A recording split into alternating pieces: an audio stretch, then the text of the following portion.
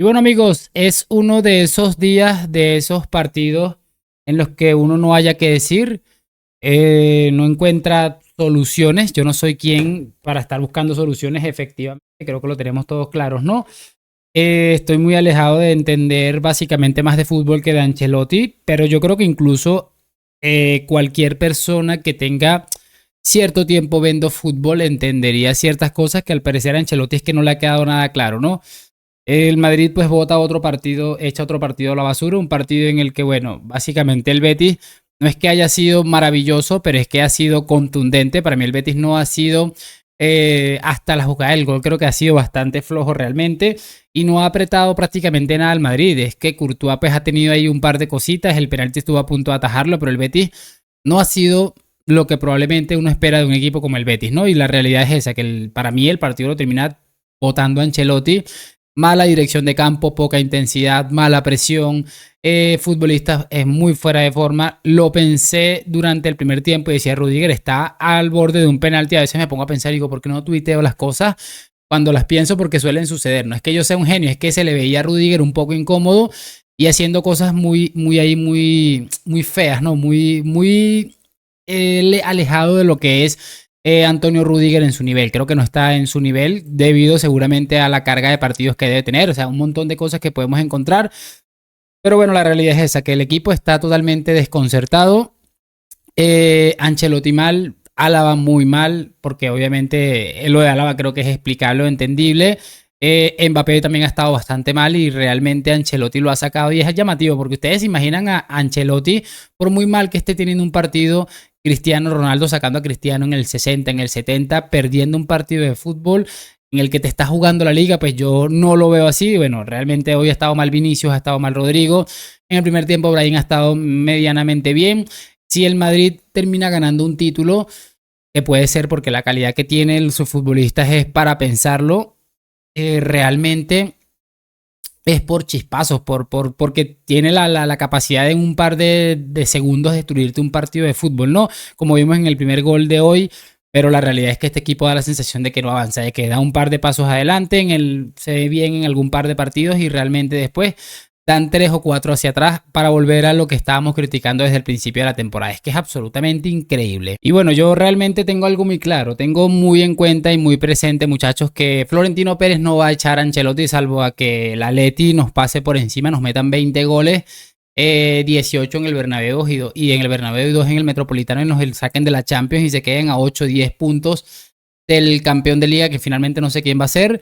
Yo creo que Florentino no se va a atrever a echar a Ancelotti por diversos motivos y bueno, tendrá sus motivos, sus razones, no voy a entrar a cuestionar eso, ¿no?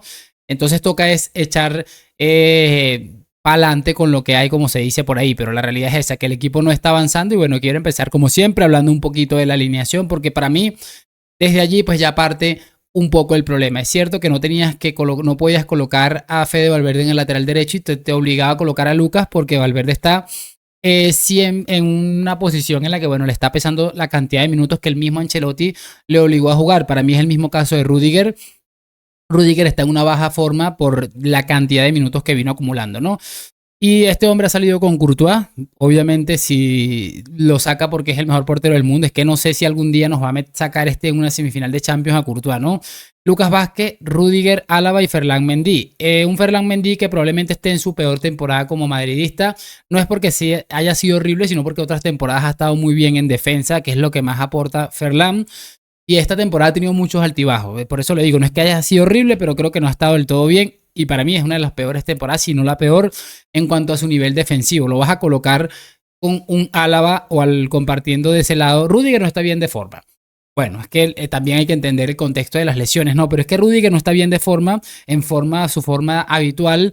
Viene acumulando una serie de partidos que yo creo que le está pesando y que se le ve no tan contundente como probablemente en todo lo que llevamos de temporada, y lo colocas al lado de Lucas Vázquez, que bueno, ya sabemos lo que es en el lateral derecho y que no es culpa de Lucas.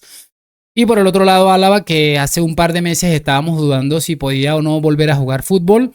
Y con Ferland Mendy, que repito, no está en su peor temporada. Yo creo que por ahí ya estábamos un poco perdiendo. Es que, a ver, Asensio, empecé en el banquillo.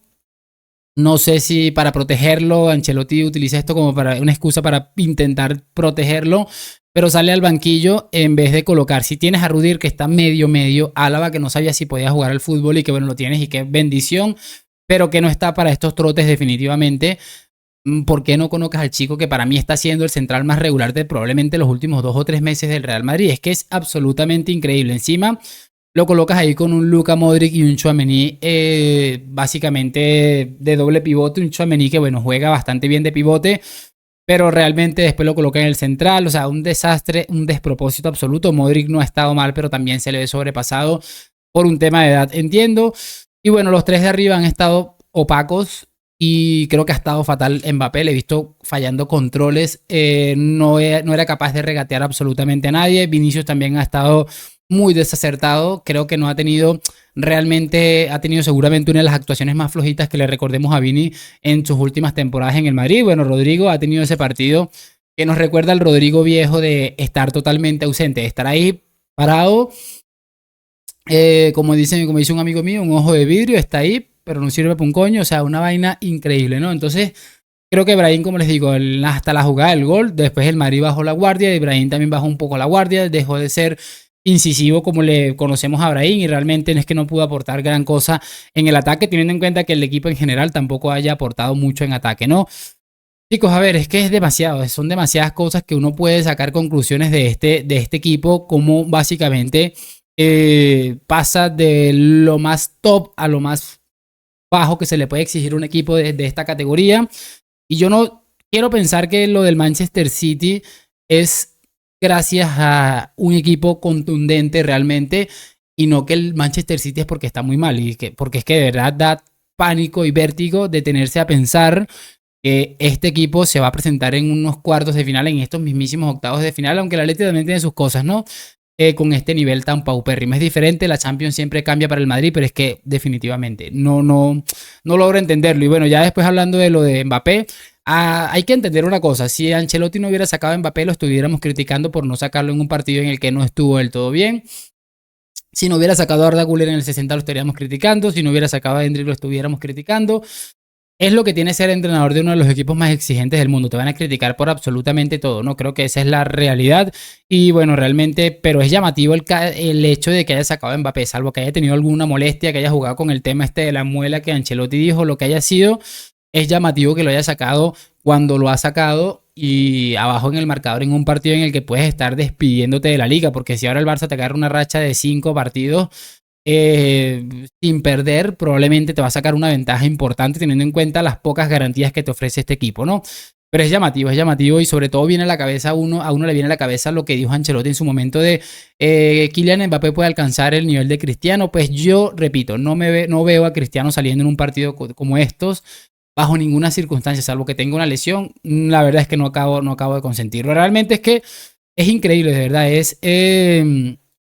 de locos el desastre del equipo. Es el Madrid probablemente un equipo decepcionante porque tiene tanto para dar en cuanto a nivel de plantilla y pese a las lesiones creo que este Madrid está para competir un poco más y la realidad es que está muy lejos de poder llenar el ojo a cualquier aficionado en cuanto a ofrecer algo.